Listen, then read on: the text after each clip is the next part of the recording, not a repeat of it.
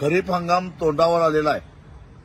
शेतकऱ्यांना खताची आवश्यकता भासायला लागलेली आहे. युरिया, सुपर फॉस्फेट, डीएपीचे तुटवडा जाणवायला लागलेला आहे.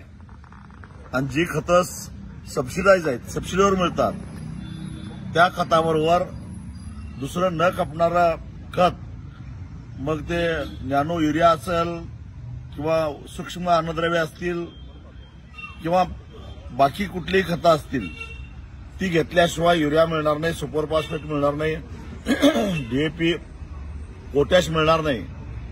अशा प्रकारची सक्ती हे जे खत कंपन्यांचे स्टॉकिस्ट आहेत ते करायला लागलेले आहेत.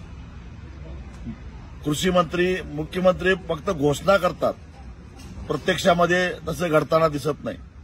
त्याचबरोबर अनेक ठिकाणी एमआरपीपेक्षा 5-50 रुपये जास्त पैसे घेऊन युरियाची विक्री व्हायला लागलेली आहे, हेही दिसून आलेलं आहे. माझी सर्व शेतकऱ्यांना कळकळीची विनंती आहे, एमआरपीपेक्षा 1 रुपया सुद्धा कुठल्याही विक्रेत्याला देऊ नका. लिंकिंगची जर का सक्ती करण्याचा प्रयत्न केला, स्टॉक असून सुद्धा जर का खतं देण्यास नकार दिला, तर त्या विक्रेत्यांची नावं स्वाभिमानी शेतकरी संघटनेला कळवावीत. वेळप्रसंगी कायदा हातात घेऊन दुकान फोडून आम्ही शेतकऱ्यांना खतं वाटप केल्याशिवाय सोडणार नाही. पण एमआरपीपेक्षा 1 रुपया आमच्याकडून द्यायला मिळणार नाही आणि लिंकिंग अजिबात सहन करणार नाही.